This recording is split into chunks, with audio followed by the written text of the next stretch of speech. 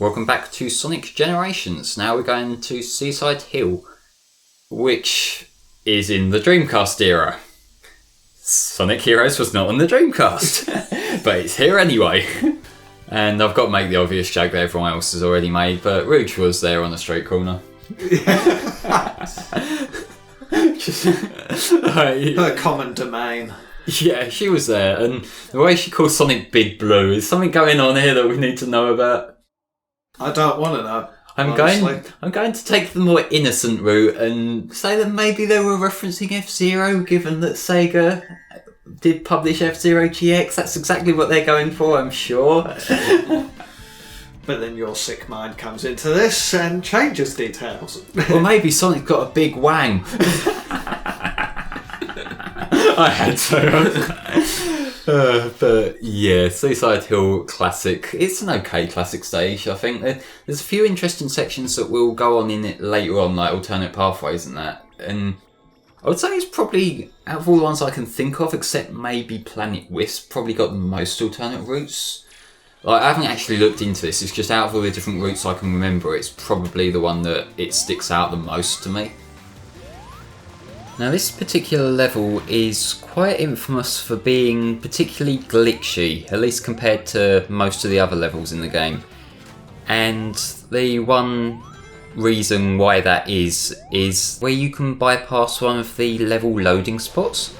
Because the way the game works, or at least the way the game loads up the levels, is that with what I assume to be the intention of reducing load times, despite the game, at least the 360 version, having really long load times as it is throughout the level there's different spots that as you pass it just prompts the game to load up the next segment. And that's kind of, when you're playing normally you won't notice this because you're boosting through, you're spin dashing through, doing whatever. However, in Seaside Hill Classic there is a section where you can bypass this by using the bubble shield. If you jump over a certain section, you'll be able to go on a high path you're not supposed to be able to reach, and that will mean that the segment following that will just appear invisible. Like, all these solid objects will be programmed in, and so you'll have a distinct section you can walk on as floor and other parts that you'll fall through as pit, but there'll be nothing there, and it will be really finicky to try and navigate around. And I just find it quite an amusing glitch because I like glitches that tip me off a little bit about how the game works, and that's one of them. So as we're now in Seaside Hill, it's the representative from Heroes, which I know a lot of people kind of could go either way to it. Like, it's the game that a lot of people write off as average. I know you really hate it, don't you, Steve? Oh yes. Starting off with Sonic's team, the levels just felt so unnecessarily long.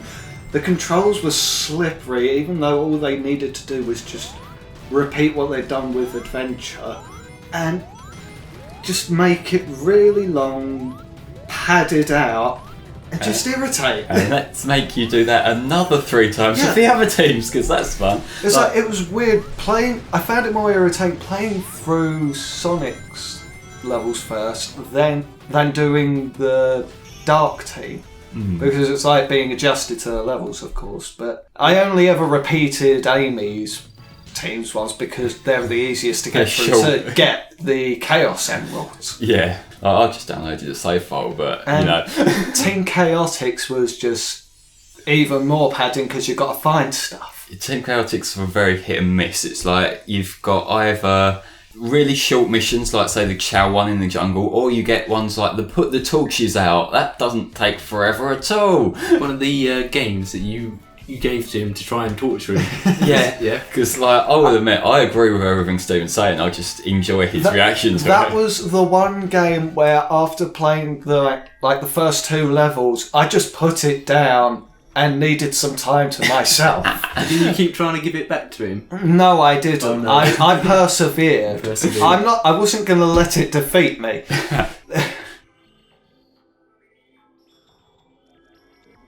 But if there's one thing that I will always remember for this, one of my favourite things I've ever seen online DSP playing this level. It's like the one thing I remember of most of all with this level, because I think he game over several times here. Oh, Jesus Christ.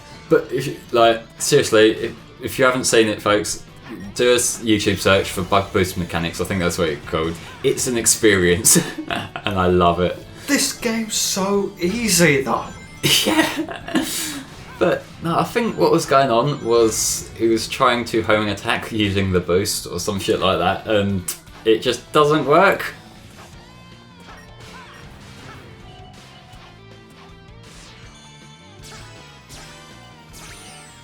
But nevertheless, as for how I'm actually playing it here, I don't know how I managed to beat that by 11 seconds in one of my other runs. I've never been able to do that again. I must have like skipped past something or some shit.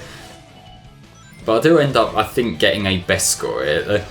I remember this one took me quite a lot of attempts to get a good run down for, just because there's parts near the end that can disrupt you partway through. Like, there's a wall running section in one of the routes that it's quite easy to get hit by bombs on the wall and shit like that.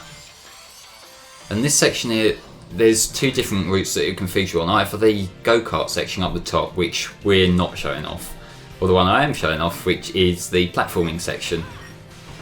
The platforming section in itself's got a lot of multiple routes, as you can see, like the two routes there.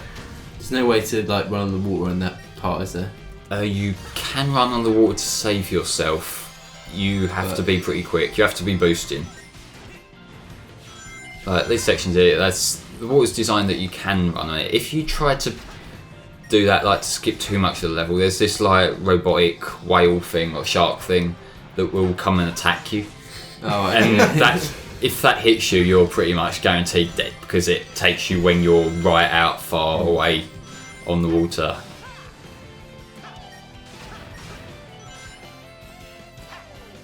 I do like that the statues of the whales that are in this, if you keep running, you can go all the way around them over and over again, like caught in a constant loop.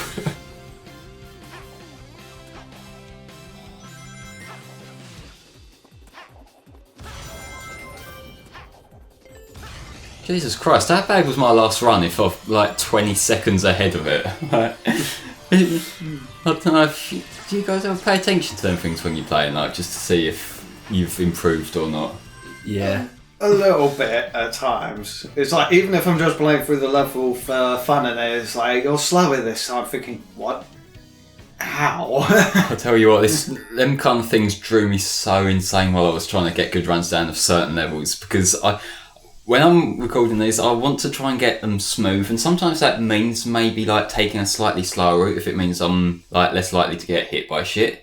But what kind of happens there is that you see the big ugly red, like, you're a second slower thing pop up, and it's like, nah fam, that's annoying. We've pieced together more of what's happening. But yeah, we actually get a cutscene this time. And it's time for the fucking time meter to deafen us again.